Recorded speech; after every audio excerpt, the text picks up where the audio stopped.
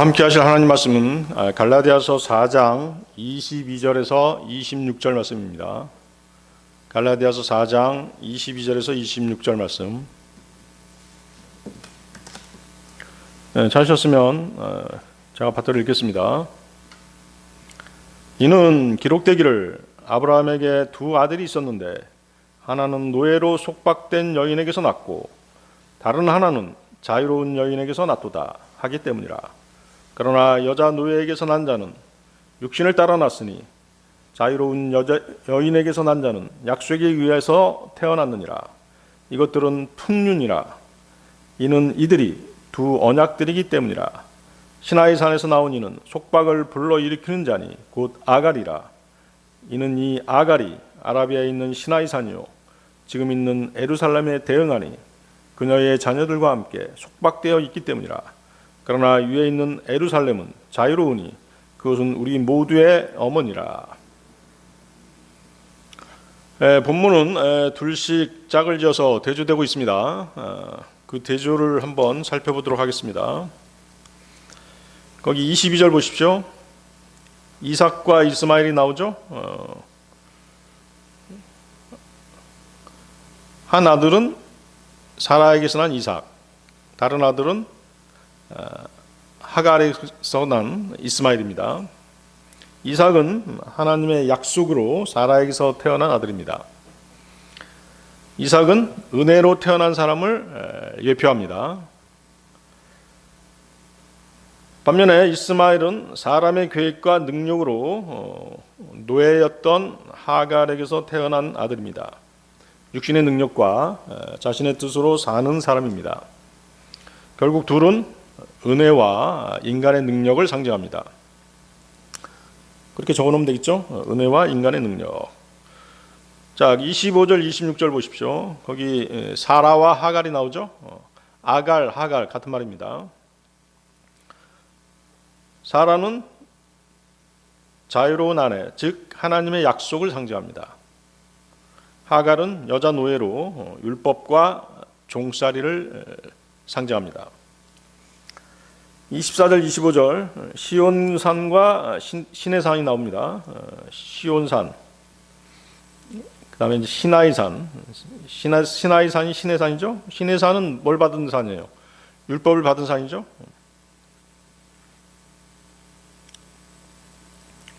자, 시온산은 하나님의 은혜와 자유를 상징합니다.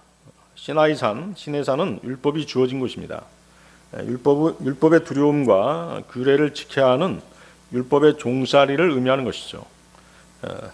따라서 둘은 은혜의 자유와 율법의 두려움을 상징하는 산이 되겠습니다. 그 다음에 25절, 26절에 위에 있는 예루살렘과 지상의 예루살렘입니다. 지상의 예루살렘은 율법에 묶여 노예처럼 사는 사람들을 예표합니다. 반면에 하늘의 예루살렘, 위의 예루살렘은 은혜로 자유를 누리는 하나님의 백성들입니다. 즉 우리 그리스도인들이 되겠죠. 우리 그리스도인들의 모임, 교회가 될 것입니다. 결국 두 예루살렘은 땅의 종된 도시와 하늘의 자유로운 도시를 예표합니다. 거기 31절에 보면 이제 자유로운 여인과 여자 노예가 나옵니다. 자유로운 여인은 사라죠. 사라는 은혜로 사는 삶을 예표합니다. 여자 노예는 하갈로 율법 아래 묶여 있는 삶입니다. 자유로운 믿음, 자유로운 신앙과 율법의 매인 신앙을 상징하죠. 28절, 29절인데요. 약속으로 말미암아 난 자와 육신을 따라 난 자죠. 약속으로 난 자는 이삭입니다. 하나님이 주신 생명, 즉 성령으로 난 자입니다. 육신으로 난 자는 이스마엘입니다. 인간의 힘과 노력, 자기 능력으로 사는 사람이죠. 둘은 성령의 인도하심을 받는 삶과 자신의 삶으로 사는 삶을 대조해서 보여주고 있습니다. 거기 24절은 이제 그 신약과 구약을 얘기하는데요. 구약은 율법 중심이죠. 해야만 된다라고 하는 종의 언약입니다. 반면에 신약은 은혜로 사는 삶이죠. 내 힘으로 하는 것이 아니라 누가 하신다? 하나님이 하신다. 하나님이 하신다는 자유의 언약입니다. 결국 둘은 강제적인 언약과 은혜의 언약입니다. 그 다음에 이제 약간 중복되기도 합니다만 31절 보면 자유로운 자의 자녀와 여자 노예의 자녀, 자유로운 여인의 자녀는 사라의 아들 이삭입니다. 은혜로 자유를 누리는 자죠. 노예의 자녀는 하갈의 아들 이스마엘로 율법에 묶여서 하는 자입니다. 둘은 하나님의 가족과 종의 가족을 상징합니다. 30절 보면 은혜와 율법을 나타내고 있는데요. 자, 은혜는 하나님이 주시는 선물이죠. 받을 자격이 없는 자에게 베풀어지는 하나님의 사랑이 은혜입니다. 은혜는 사람을 자유롭게 하죠. 반면 율법은 반드시 지켜야지만이 인정받는 규례입니다. 그러기에 종의 상태를 나타냅니다. 둘은 하나님이 주시는 구원과 내가 해내려는 신앙, 내 힘으로 또 자기 의로 구원받으려고 하는 신앙을 나타내고 있습니다. 오늘 저는 이러한 대조를 바탕으로 위에 있는 예루살렘은 우리 모두의 어머니라는 제목으로 하나님의 말씀을 나누고자 합니다. 갈라디아서 4장 28절 보십시오. 갈라디아서 4장 28절. 형제들아, 이제 우리는 이삭이 그랬던 것처럼 약속의 자녀들이라. 자, 이삭과 누가 같다는 거예요? 우리는 그리스도인들이죠. 이삭이 약속의 자녀라고 한다면 우리도 약속의 자녀이다. 그 말씀하시는 것입니다. 그래서 본절은 성도들을 약속의 자녀들이라고 부릅니다. 그것은 생명과 모든 영적 기원이 하늘의 예루살렘임을 보여주는 것입니다. 어머니라고 하는 개념 어때요, 여러분들? 따뜻하죠? 생명을 품고 있는 그러한 모습, 자애로운 모습, 그런 것들이 연상되는 게 어머니거든요. 그 생명의 기원이 어디예요? 하늘의 예루살렘이죠. 그래서 어머니라고 그렇게 표현하는 것입니다. 우리가 믿음으로 거듭날 때 우리의 생명은 인간의 능력이나 노력에서 비롯되지 않습니다. 하나님의 약속에서 나오는 것입니다. 이삭은 어때요? 인간의 노력에 의해서가 아니라 하나님의 약속으로 태어났죠. 이삭은 아브라함이 100세 때, 또 사라가 90세 때 출생했습니다. 아브라함과 사라의 생식 능력이 불가능한 상황에서 이삭은 태어났던 것이죠. 그래서 이삭은 하나님의 약속으로 태어난 대표적인 인물입니다. 여러분들 이제 그 창세기를 좀 살펴보겠습니다. 창세기 21장 한번 찾아보세요. 창세기 21장 1절에 3절.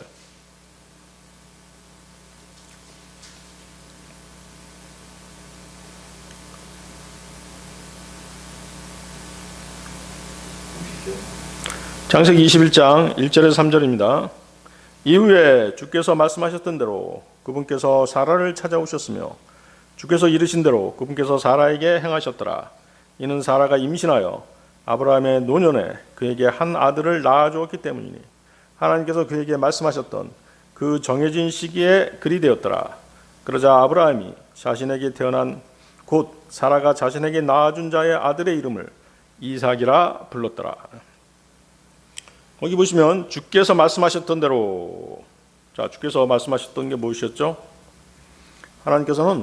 주 하나님께서는 아브라함과 사라에게 창세기 17장 16, 17절에서 아들을 주시겠다라고 약속하셨어요. 그 말씀하신 것이죠. 창세기 17장 16, 17절로 가보십시오. 창세기 17장 16, 17절. 주께서 말씀하셨던 대로 아들을 주시겠다고 말씀하신 것입니다. 창세기 17장 16, 17절. 그리고 내가 그녀에게 복을 주리니 그녀도 너에게 한 아들을 주리라.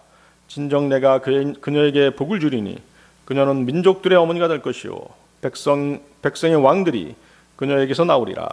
그때 아브라함이 얼굴을 대고 엎드려서 웃었으니 자기 마음속으로 말하기를 100세가 되는 자에게 아이가 태어나겠는가? 그리고 90세가 되는 사라가 아이를 낳을 수 있겠는가 하였더라. 자, 아브라함에게 상속자를 약속하신 하나님의 말씀은 성경 속에서 여러 단계를 거쳐서 점점 더 명확해지고 구체화되는 것입니다. 최초의 약속은 아브라함이 갈대아 우르를 떠날 때였습니다. 하나님께서 처음으로 아브라함에게 후손을 약속하시죠. 창세기 12장으로 가보세요. 창세기 12장 1절 2절. 창세기 12장 1절 2절 말씀. 이제 주께서 아브라함에게 전에 이같이 말씀하셨더라. 너는 너의 고향과 너의 친족과 아버지 집에서 나와서 내가 너에게 보여줄 지역으로 가라. 그리하면 내가 너로부터 위대한 민족을 만들겠노라. 그리고 내가 너에게 복을 주겠고 너의 이름을 위대하게 만들겠노라. 그런즉 너는 하나의 복이 되리라. 거기 창세기 12장 2절 내가 너로부터 위대한 민족을 만들겠노라. 그 말씀이죠. 아브라함에게 아직 아들이라는 말은 하지 않으셨습니다. 하지만 위대한 민족이란 말씀은 상속자에 대한 약속의 시작이었던 것이죠. 자, 아브라함이 이제 그 조카 롯과 헤어진 뒤에 하나님께서는 후손에 대한 약속을 더 크게 확장시키십니다. 아브라함의 후손을 땅의 티끌보다 더 많게 하시겠다고 그렇게 약속하십니다. 아브라함에게 씨, 즉 후손이라는 단어가 처음 구체적으로 등장하게 됩니다. 창세기 13장으로 가보세요. 창세기 13장 16절입니다. 창세기 13장 16절. 그리고 내가 너의 씨를 땅의 티끌같이 만들겠노라. 그렇게 하여 만일 사람이 땅의 티끌을 셀 수 있다면 그때 너의 씨도 셀 수 있게 되리라. 하나님께서 후사를 약속하셨죠. 그렇지만 그렇게 후사를 약속하셨지만 아브라함에게는 어땠어요? 오랫동안 아들이 없었죠. 아들이 없었어요. 그러자 아브라함은 딴 생각을 하게 되는 것이죠. 나에게 아들이 없으니까 이제 우리 집에 있는 종, 신실한 종이 한 명 있었죠. 누구였죠? 엘리에셀이죠. 엘리에셀을 상속자로 삼으려고 그렇게 결심을 하게 됩니다. 그러자 하나님께서 나타나셨죠. 그리고 분명하게 말씀하십니다. 그 얘기가 창세기 15장 4절입니다. 창세기 15장 4절로 가보세요.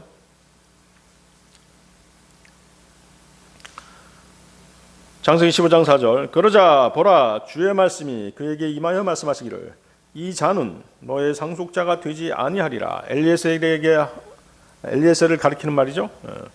그러나 너 자신의 내부에서 나올 자가 너의 상속자가 되리라. 너 자신의 내부, 너의 씨가 이제 상속자가 된다는 것이지 너의 종이 상속자가 되지는 않는다. 이렇게 말씀하시죠. 그래서 상속자가 아브라함의 친아들임을 처음으로 명확하게 밝혀진 그런 순간이 되겠습니다. 그런 다음에 하나님께서는 아브라함의 상속자에 대한 약속을 한 번 더 확실하게 약속하십니다. 창세기 15장 5, 6절 보세요. 그 밑에 바로 밑에 5절 6절. 그런 다음에 그분께서 그를 밖으로 데리고 나가시어 말씀하시기를 이제 하늘을 바라보고 만일 내가 별들을 셀 수 있다면 그것들을 세어보라 하셨느니라. 이어서 그분께서 그에게 말씀하시기를 너의 씨가 이와 같이 되리라 하셨느니라. 이에 그가 주를 믿었으니 그분께서는 그것을 그에게 의로 여기셨더라. 자, 아브라함은 그때 하나님을 믿었고 하나님은 그것을 그 믿음을 뭘로 여기셨다? 의로 여기셨다라고 말씀하시죠. 우리도 어때요? 믿음으로 의롭게 됐죠. 그래서 아브라함이 믿음의 조상이 되는 것이에요. 자, 그런데 어때요? 아브라함과 사라는 하나님의 약속을 기다리지 못했죠.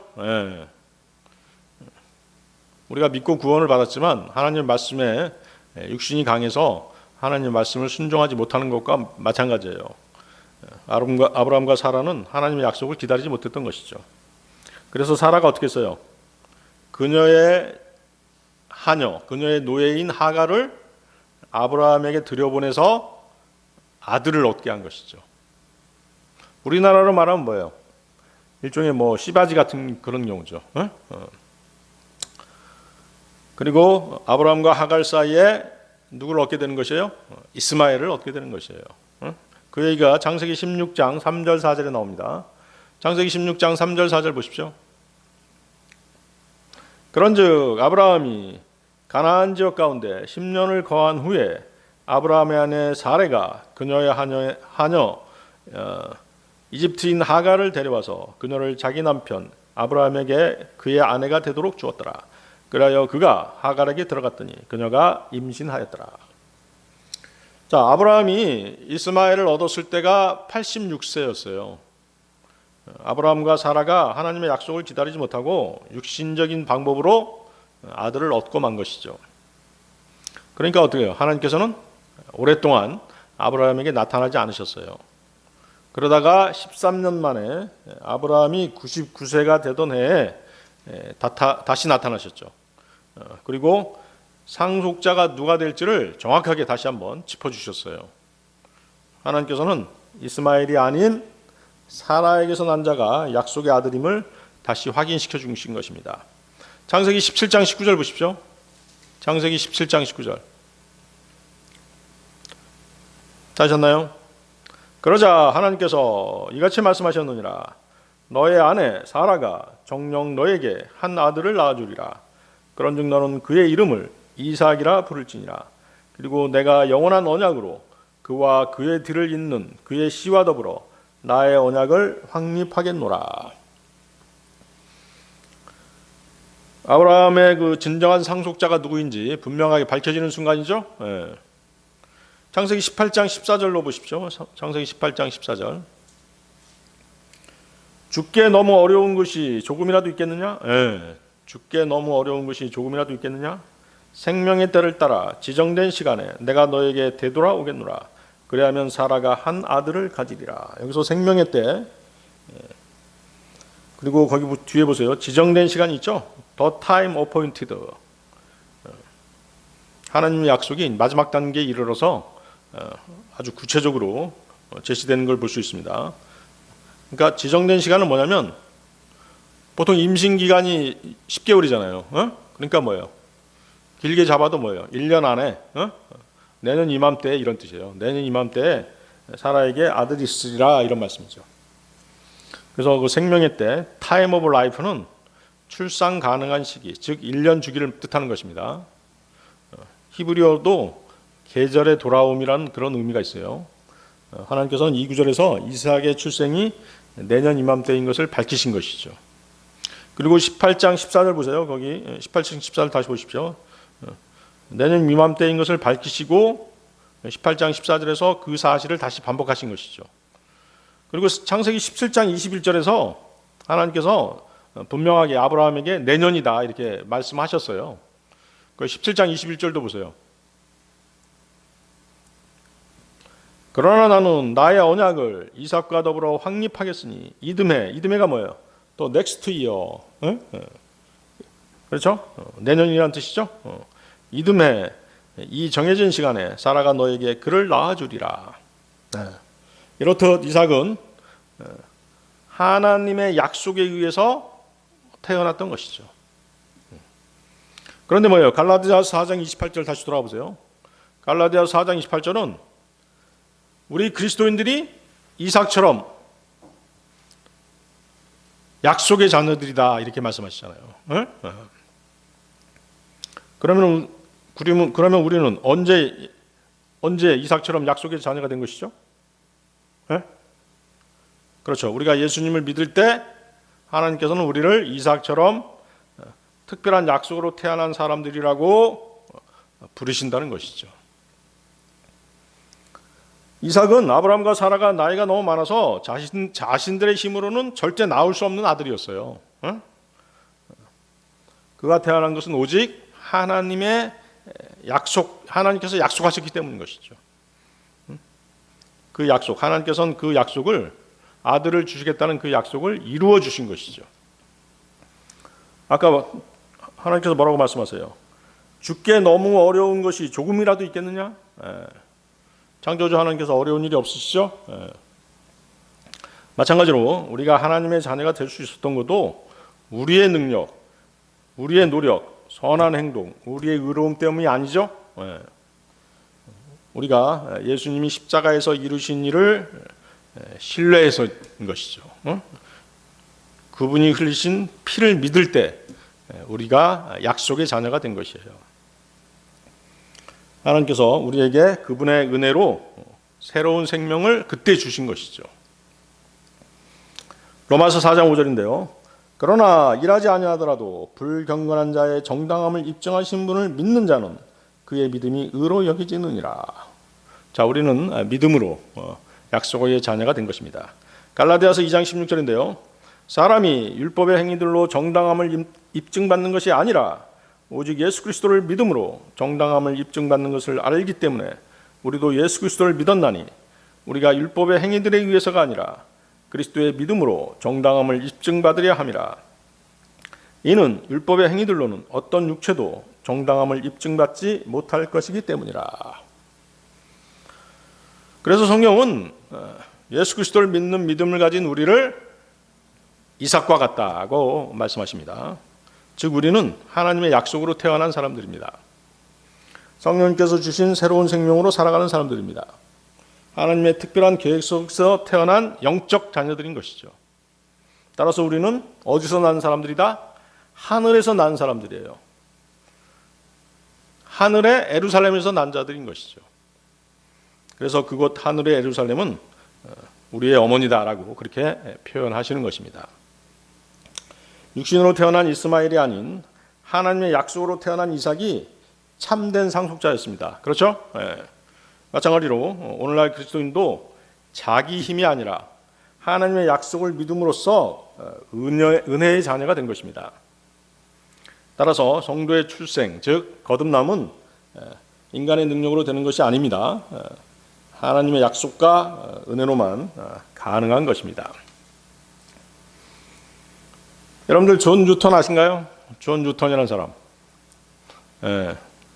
존 뉴턴은 젊은 시절 노예선의 선장이었습니다. 그는 아프리카에서 붙잡아온 흑인들을 쇠사슬에 묶어서 유럽으로 끌고 갔습니다. 노예들을 짐짝처럼 유럽으로 데려가서 노예 상인들에게 파는 일을 했습니다. 그는 노예를 다루는 잔인함이 몸에 배어있는 사람이었죠. 그리고 돈을 쉽게 벌었기 때문에 스스로 방탕한 삶에서도 벗어날 수 없었습니다. 마음속에는 하나님을 향한 두려움도 선을 향한 의지도 거의 남아있지 않았습니다. 그는 스스로 말하듯 죄의 수렁 속에서 허우적거리던 사람이었던 것이죠. 그런데 그런 그에게 하나님의 은혜가 임하기 시작했습니다. 어느 폭풍우 치는 밤 그의 배가 거대한 파도에 휩쓸리게 된 것입니다. 거대한 폭풍우에 당장이라도 가라앉을 것처럼 요동쳤습니다. 죽음이 눈앞에 다가온 순간 뉴턴의 마음속에는 잊혀진 분의 이름이 갑자기 떠올랐습니다. 그는 본능적으로 하나님께 부르짖었던 것이죠. 그 순간이 바로 그의 인생을 뒤흔드는 회심의 시작이었던 것입니다. 죽음의 폭풍 속에서 그는 깨달았습니다. 나는 하나님께 돌아갈 수 없는 죄인이다. 하지만 하나님은 나 같은 죄인도 버리시지 않으시는구나.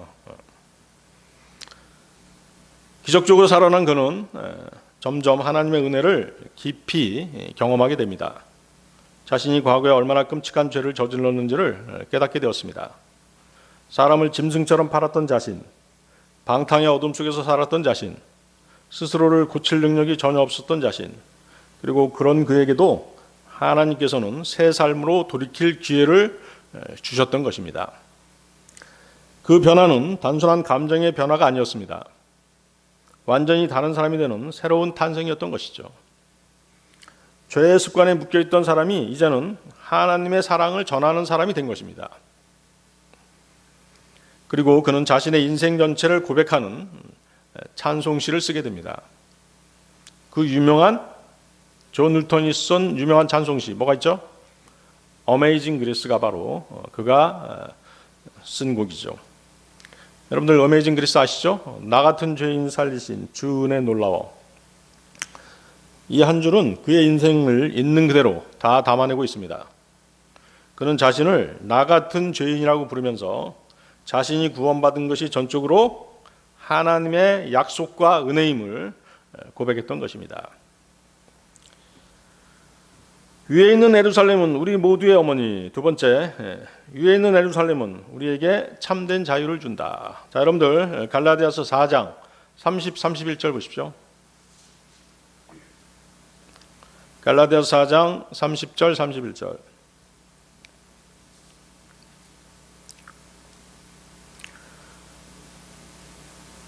찾으셨나요? 예. 그럼에도 불구하고 성경 기록이 무엇이라고 말씀하시느냐? 그 여자 노예와 그녀의 아들을 쫓아내라. 이는 그 여자 노예의 아들은 그 자유로운 여인의 아들과 함께 상속자가 되지 못할 것이기 때문이라 하시니라. 형제들아, 그렇게 우리는 그 여자 노예의 자녀들이 아니요 오히려 그 자유로운 자의 자녀들이라. 예. 자, 아까와 비슷한 말이죠. 노예의 자녀가 아니다. 우리는 자유로운 여인의 자녀이다라고 말씀하시죠. 자, 서두에서 자유로운 여인과 여자 노예에 대해서 말씀드렸습니다. 자유로운 여인은 사라입니다. 사라는 은혜로 사는 삶을 예표합니다.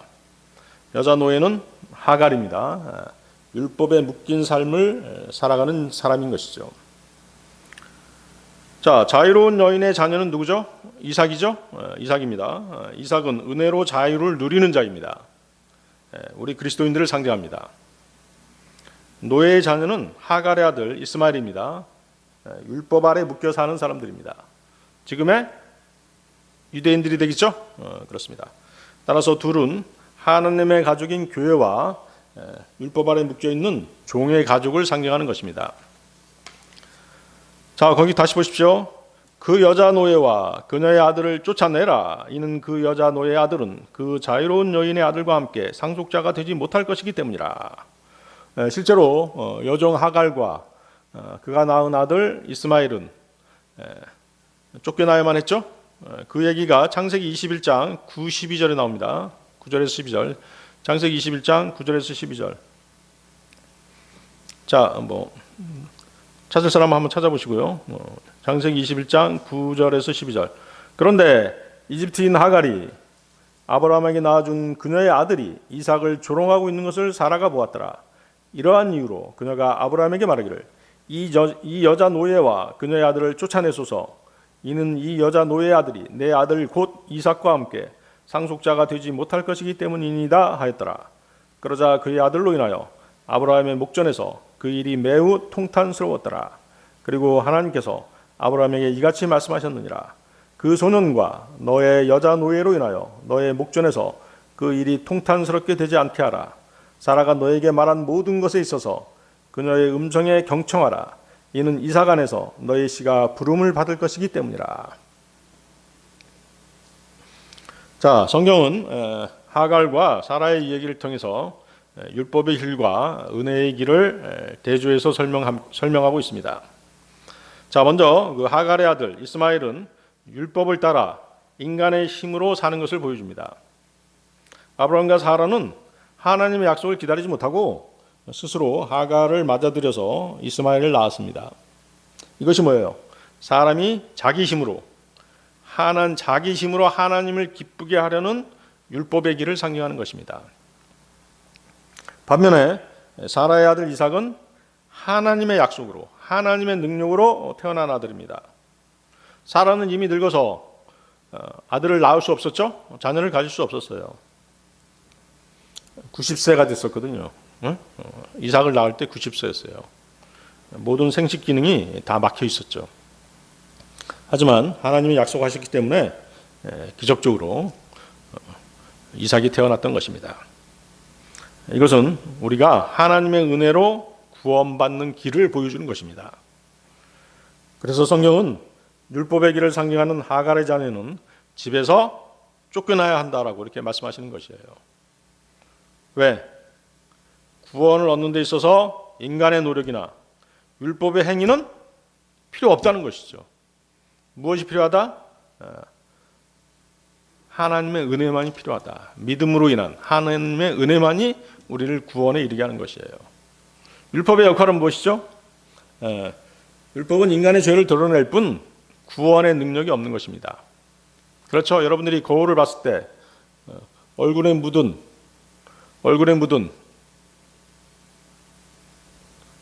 오염 물질을 보여주긴 할 수 있죠? 그렇지만 거울이 어때요?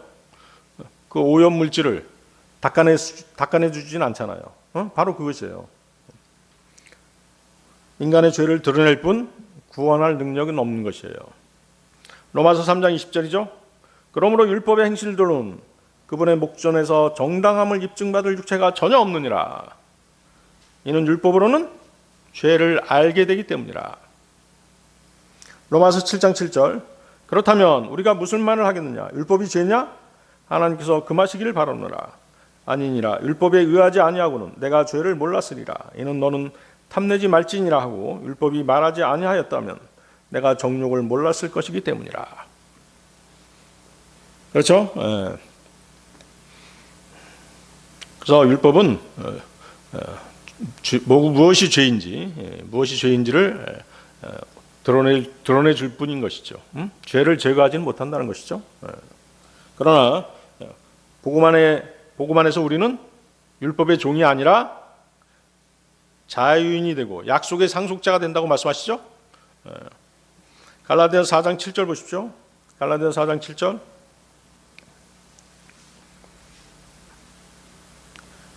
이런 이유로 너는 더 이상 종이 아니요 오히려 아들이라. 그리고 만일 아들이면 그때는 그리스도를 통한 하나님의 상속자니라. 그래서 하나님께서는 오직 은혜의 약속을 믿는 사람만을 참된 자녀로 인정하시는 것입니다. 아더 핑크는 이렇게 말합니다. 은혜와 율법은 한 집에 함께 머물 수 없다. 구원이 은혜로 주어진다면 인간의 노력은 반드시 내어 쫓겨야 한다라고 말하는 것입니다. 우리 그리스도인들은 두려움을 주는 율법에 묶인 율법의 자녀가 아닙니다. 하나님의 사랑과 약속 안에서 자유롭게 사는 은혜의 자녀들인 것이죠. 자, 갈라디아 4장은 두 종류의 예루살렘을 말씀하시죠. 하나는 땅에 있는 예루살렘, 즉 율법 아래 사는 사람들을 상징합니다. 이것은 마치 하갈과 이스마엘처럼 인간의 능력에 의지하는 삶을 사는 사람들을 상징하는 것이죠. 율법을 지켜야만 하나님께 복을 받는다고 생각하기 때문에 늘 두려움과 부담감 속에 묶여 있는 것입니다. 율법을 행하지 않으면 형벌이 따르죠. 그렇기 때문에 그런 두려움이 있는 것이에요. 자, 또 하나의 다른 예루살렘은 위에 있는 예루살렘입니다. 하늘에 있는 하나님의 은혜의 왕국인 것이죠. 이것은 사라와 이삭처럼 하나님께서 약속으로 주신 자유의 삶을 상징합니다. 참된 자유는 오직 위에 있는 예루살렘에서 본다는 것이 갈라디아 4장의 핵심 내용인 것이에요. 우리는 자기 힘, 자기 의, 자기 선행으로 구원받으려고 애쓰는 사람들이 아니죠. 또한 두려움으로 율법을 행하는 그런 사람들도 아닙니다. 하나님께서는 억지로 순종하게 하시는 분이 아니시잖아요. 하나님께서는 사랑과 은혜로 우리를 이끄시는 분이십니다. 갈라디아 4장 3절은 그 여자 노예 아들은 그 자유로운 여인의 아들과 함께 상속자가 되지 못할 것이기 때문이라고 말씀하십니다. 율법의 길, 곧 율법으로 제사를 지내는 땅의 예루살렘은 참된 자유를 누릴 수 없다라고 이렇게 단정적으로 말씀하시는 것이에요. 반대로 갈라디아 4장 31절 보십시오. 갈라디아 4장 31절. 그 여자 노예의 아들은 우리는 4장 31절. 우리는 그 여자 노예의 자녀들이 아니요 오히려 그 자유로운 자의 자녀들이라고 말씀하십니다. 이것이 뭘 상징하는 것이에요? 위에 있는 예루살렘이 주는 자유를 분명하게 보여주는 것이죠. 자, 여러분들 무엇과 무엇이 매칭이 되는지 아시겠죠? 땅에 있는 예루살렘은 하갈, 이스마엘과 연결이 되죠. 위에 있는 예루살렘은 사라, 이삭과 연결이 되죠. 이삭은 약속의 자녀죠. 우리 그리스도인들도 약속의 자녀죠. 그렇습니다. 이스마엘은 율법의 자녀죠. 율법에 묶여있는 유대인들입니다. 자, 그러면 무엇이 자유인가? 그리스도인들에게 자유가 무엇이냐는 것이죠. 하나님께 인정받기 위해 애쓰면서 두려워하는 그런 삶이 아니잖아요. 이미 하나님의 자녀이기 때문에 기쁨으로 하나님을 따르는 삶을 사는 자들을 바로 뭐예요? 자유인이라고 하는 것이에요. 죄의 심에서 벗어나서 새 사람으로 살아가는 삶을 사는 사람들, 하나님의 약속 안에서 담대하게 살아가는 사람들, 그것이 자유인인 것이죠. 그러면서 또한 이것이 뭐예요? 바로 위에 있는 예루살렘이 주는 참된 자유인 것이에요. 우리는 더 이상 묶인 종이 아니라 하늘의 예루살렘에 속한 하나님의 자유로운 자녀들인 것입니다. 여러분들 이스라엘의 그 출애굽 장면을 한번 상상해 보세요. 이집트가 뭘 상징하죠? 세상을 상징하죠? 또 뭘 상징해요? 종의 자리, 즉 율법과 죄의 속박을 상징합니다. 자, 그런데 하나님께서 이스라엘을 이집트에서 빼내셔가지고 어디로 데려갔어요? 가나안 땅을 향해 가죠? 가나안 땅이 상징하는 게 뭐예요?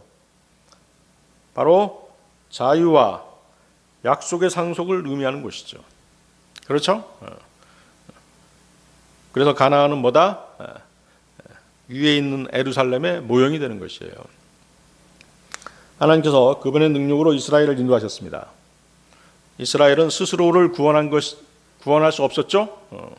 하나님의 능력으로 노예의 삶에서 자유인의 삶으로 옮겨진 것이에요. 18세기 후반에서 19세기 초반까지 영국에 살았던 윌리엄 윌버포스라는 사람이 있었습니다. 젊은 시절 윌버포스는 영국 사회에서 성공과 명예를 누리는 그런 정치인이었습니다. 그러던 그가 예수 그리스도의 복음을 어느 날 받아들이게 됐던 것이죠. 예수님을 영접하고 나서 그의 삶은 완전히 180도 달라졌습니다. 그는 성경이 말하는 기독교적 자유, 즉 하나님께서 죄와 억압에서 사람들을 진정으로 해방시키시다는 진리를 마음속 깊이 확신하게 되었던 것입니다. 당시 영국은 노예 무역으로 아주 부유해져 있었습니다. 많은 사람들은 그 노예를 사고 파는 것을 아주 당연하게 생각하고 있었습니다. 노예들은 인간 취급을 받지 못한 채 고통 속에서 죽어갔던 것이죠. 윌버포스는 그것을 하나님의 본성과 정면으로 반대되는 죄악으로 보았던 것입니다. 그는 기도하면서 하나님께 옳은 방향을 구했습니다. 결국 노예 무역을 폐지하기 위해서 자신의 인생 전체를 걸기로 결심했던 것이죠. 그의 싸움은 단순한 정치적 목적이 아니었습니다. 그는 그 길을 하나님께서 나에게 맡기신 일생일대의 사명이라고 고백했습니다. 하지만 그것은 결코 쉬운 싸움이 아니었습니다. 동료 정치인들에게 조롱당하기 일쑤했죠. 그리고 경제계로부터 거센 반대를 받았습니다. 때문에 그는 의기소침해질 수밖에 없었습니다.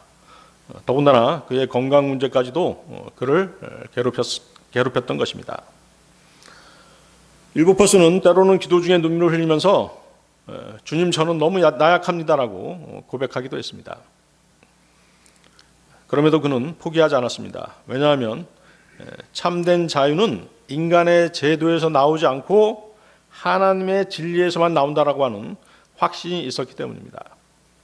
그는 하나님께서는 사람을 속박하라고 만드신 것이 아니라 진리 안에서 자유롭게 하시려고 창조하셨다라고 믿었기 때문인 것이죠. 20년이 넘는 긴 싸움 끝에 그의 목소리는 마침내 영국 국회와 국민의 마음을 움직일 수 있었습니다. 1833년 노예제도는 공식적으로 폐지되게 되었던 것입니다. 그리고 놀라운 사실은 윌버포스가 그 역사적 사실에 대한 소식을 듣고 사흘 뒤에 평안히 주님의 품으로 돌아갔다는 것입니다. 하나님께서는 그의 눈으로 그의 결실을 보게 하신 것입니다. 윌버포스의 삶은 분명하게 우리에게 말합니다. 참된 자유는 인간의 제도나 노력에서 오는 것이 아니다. 바꿔 말하면 그리스도인의 자유는 율법에서 오는 것이 아니다. 하나님께서 주시는 진리에서만 온다는 것입니다. 하나님께서 주시는 은혜에서 온다는 것이죠. 그의 발자취는 지금도 우리에게 이렇게 말하고 있습니다. 하나님의 은혜가 한 사람을 변화시키면 그 한 사람을 통해 온 세상을 변화시킬 수 있다는 것입니다. 위에 있는 예루살렘, 우리 모두의 어머니. 세 번째, 성도를 양육하고 보호하는 어머니. 성도를 양육하고 보호하는 어머니. 여러분들 이사야서 66장 10절 13절 찾아보십시오. 이사야서 66장 10절 13절. 이사야서 66장 10절 13절은 땅의 예루살렘을 말씀하고 계시죠.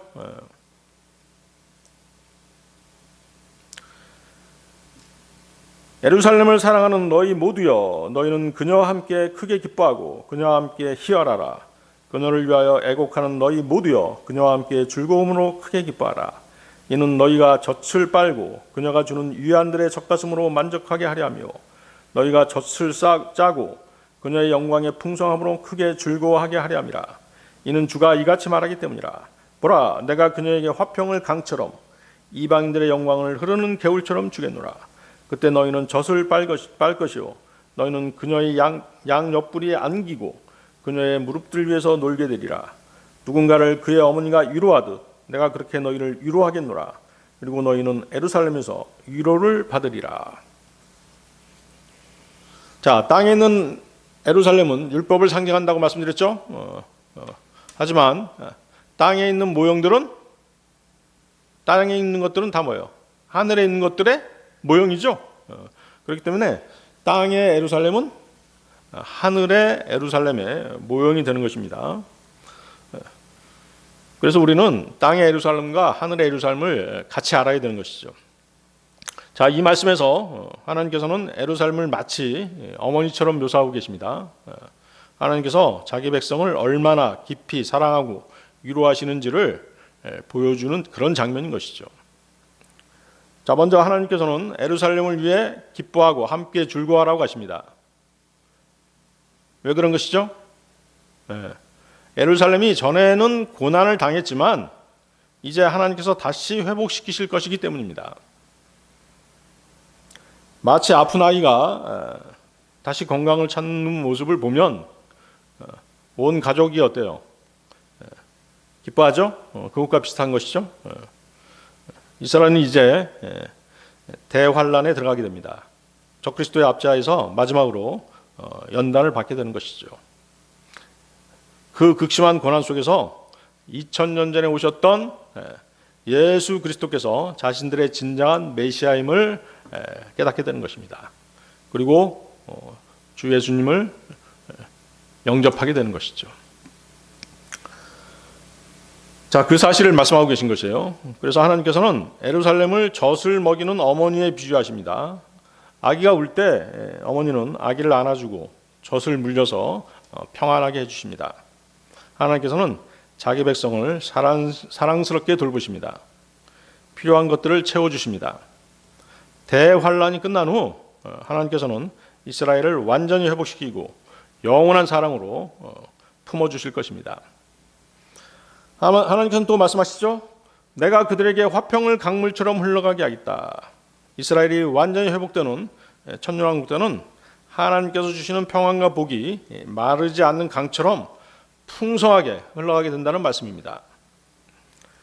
이스라엘 백성들은 그것을 마음껏 누리게 될 것입니다. 그리고 하나님께서는 마지막으로 말씀하십니다. 누군가를 그의 어머니가 위로하듯 내가 그렇게 너희를 위로하겠노라. 하나님께서는 그분의 백성을 멀리서만 지켜보시는, 안타깝게 지켜보시는 그런 분이 아니시죠? 가까이 와서 안아주시고 위로하시고 힘을 주시는 분이십니다. 에드워드 J. 영은 이 구절을 통해서 이렇게 말합니다. 하나님이 주시는 위로는 인간의 위로보다 훨씬 깊다. 하나님은 자기 백성을 절대로 외롭게 두지 않으신다 라고 말합니다. 여러분들 갈라디아서 4장 26절로 돌아가 보십시오. 갈라디아서 4장 26절.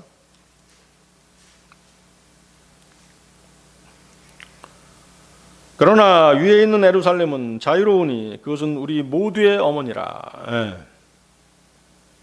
자, 본절은 하늘에 있는 새 예루살렘, 즉 하나님의 영원한 왕국을 그리스도인들의 어머니로 이렇게 설명하고 있습니다. 왜냐하면 우리가 구원받아서 새로운 생명을 얻는 것은 우리 힘으로 된 것이 아니죠. 하늘로부터 주어진 하나님의 은혜입니다. 그래서 하늘의 예루살렘은 영적으로 우리를 낳고, 오해하면 안 되겠습니다. 영적으로 우리를 낳았어요. 그리고 우리를 돌보고 자라게 하는 것을 상징하는 것이에요. 그래서 우리의 어머니다 이렇게 말씀하시는 것이죠. 우리가 앞에서 말씀을 나누었던 이사야서 66장 10절 13절에 땅의 예루살렘 역시 어머니처럼 묘사하죠. 하나님께서 그 백성을 어머니가 아기를 안아주듯 위로하고 돌보신다고 말씀하십니다.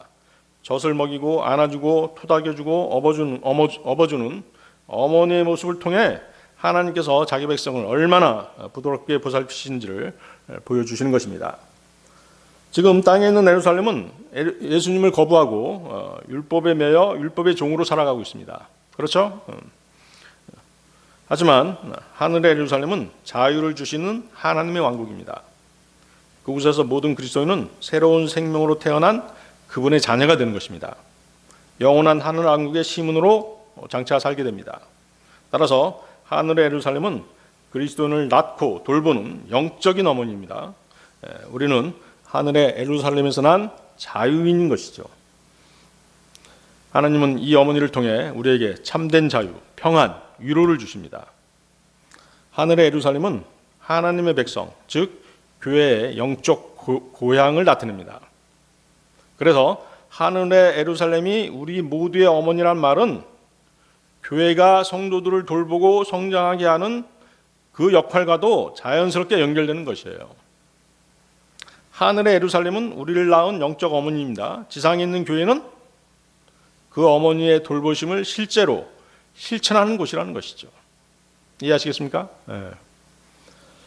자, 오늘 설교의 결론입니다. 빌립보서 3장 20절로 가겠습니다. 여러분들 빌립보서 3장 20절 보십시오.